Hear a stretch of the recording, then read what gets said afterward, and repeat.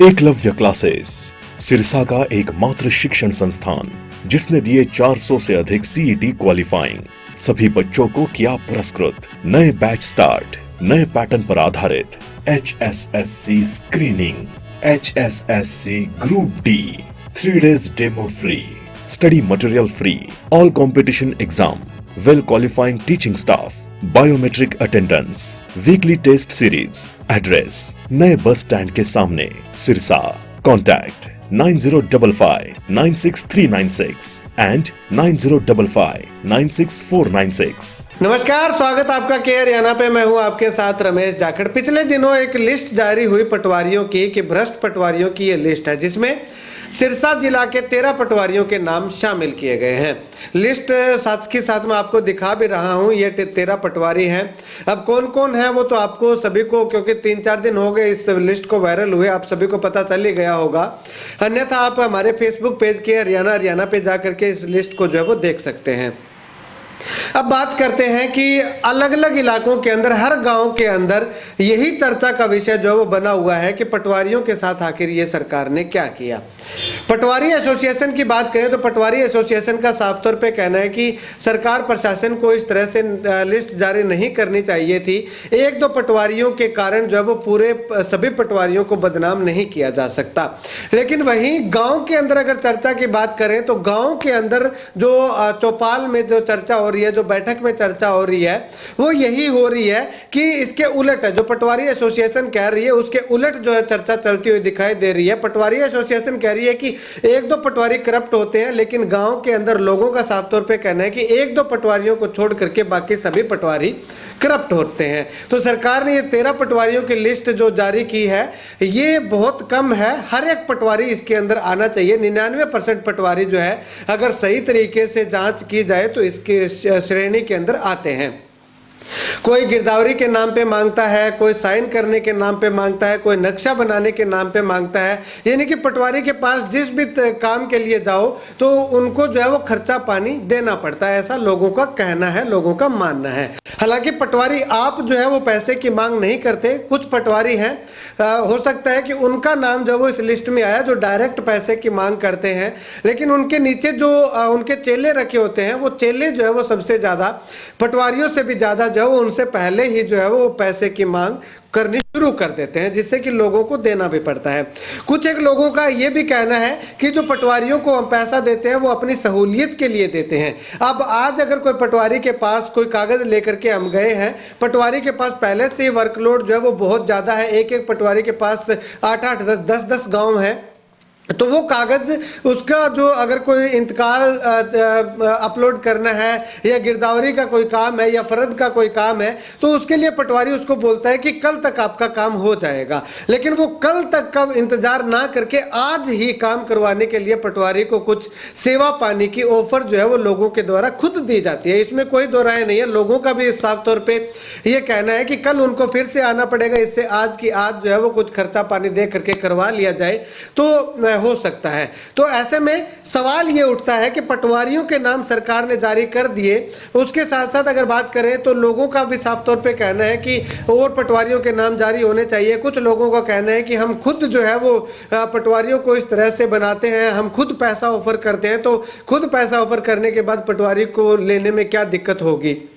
खैर, तरह तरह की बातें जो है वो इस तरह से चलती हैं। लेकिन अब सवाल ये उठता है कि क्या केवल एक पटवारी की लिस्ट जारी करने से काम चल जाएगा? क्या केवल एक पटवारी ही करप्ट है, बाकी और कोई भी महकमे के अंदर करप्ट नहीं है?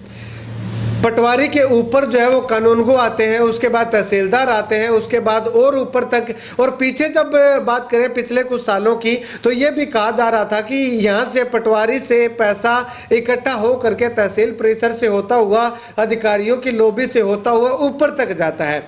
तो सरकार निचले सिरे से इसको क्यों शुरू कर रही है? सरकार को ऊपरले सिरे से शुरू करना चाहिए, जहां तक ये बड़ा मोटा पैसा जो है वो जाता है।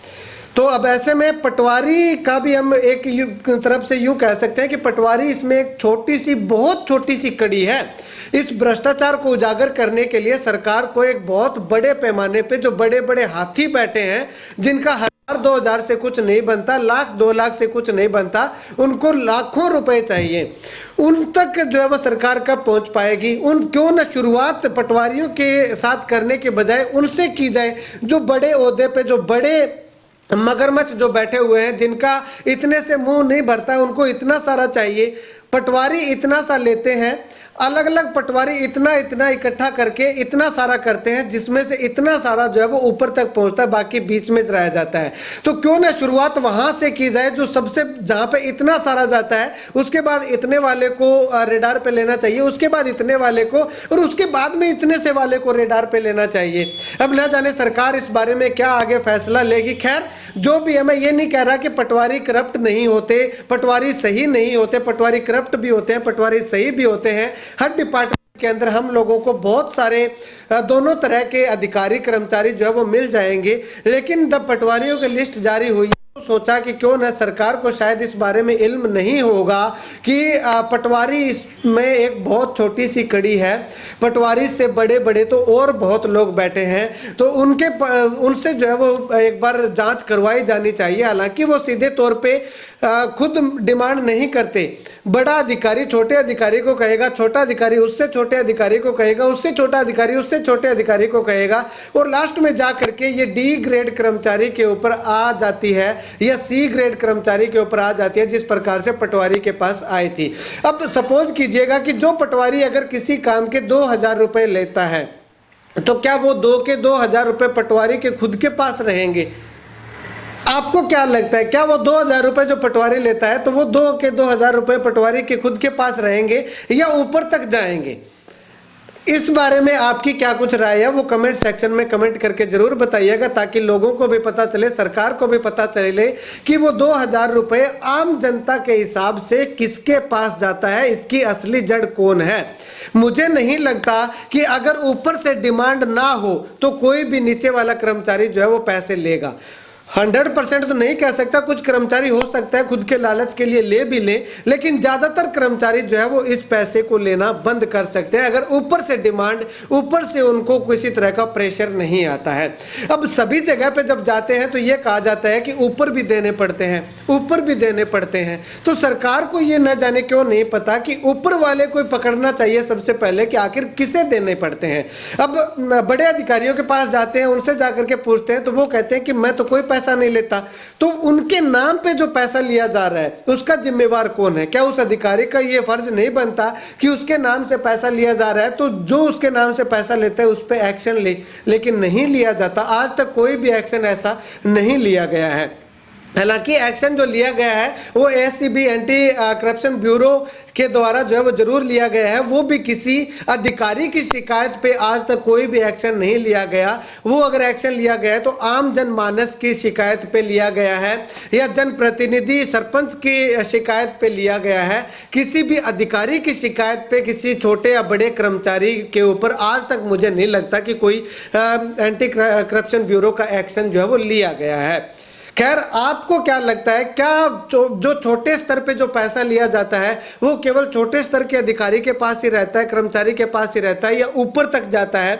ऊपर तक जाता है तो कहां कहां तक जाता है? कमेंट सेक्शन में कमेंट करके जरूर बताइएगा। और सरकार से अनुरोध करेंगे कि पटवारियों की आपने लिस्ट जारी की, बहुत अच्छा लगा। ये भी कहना चाहेंगे कि अगर आपकी जांच एजेंसी ने आपको सही से ये जांच करके दी है, इन पटवारियों के नाम उजागर किए हैं, अगर ये वाकई में करप्ट हैं तो बहुत अच्छी बात है। इस प्रकार से अलग अलग विभागों के अंदर अलग अलग अधिकारियों के, और इस बार जो शुरुआत की जाए तो वो छोटे कर्मचारी से, छोटे अधिकारी से नहीं बल्कि बड़े अधिकारी से जो है वो शुरुआत की जाए, ताकि इसका एक बहुत बड़ा, अभी तो ये आया है कि उस पटवारी ने 2,000 रुपए इंतकाल के मांगे, उस पटवारी ने 1,000 रुपए मांगे, उस पटवारी ने 500 रुपए मांगे। 1,000, 500, 2,000, 3,000 मैक्सिमम तक ही सीमित है। लेकिन जब बड़े अधिकारियों से शुरुआत की जाएगी या बड़े हाथियों से शुरुआत की जाएगी तो वहां पे आएगा कि उस अधिकारी ने जो है वो इतने लाख रुपयों की डिमांड की, उस अधिकारी ने इतने लाख रुपयों की, ये हजारों का आंकड़ा लाखों करोड़ों पे जो है वो चला जाएगा। खैर उम्मीद करेंगे और इंतजार भी करेंगे कि सरकार इस बारे में कोई जल्द से जल्द फैसला ले और एक बड़े हाथियों की लिस्ट जो है वो हमारे सामने आए, ताकि इसी प्रकार से हम एक वीडियो और बना सकें। आप सभी साथियों से अनुरोध है कि कि कमेंट जरूर कीजिएगा। आप सभी का बहुत बहुत धन्यवाद।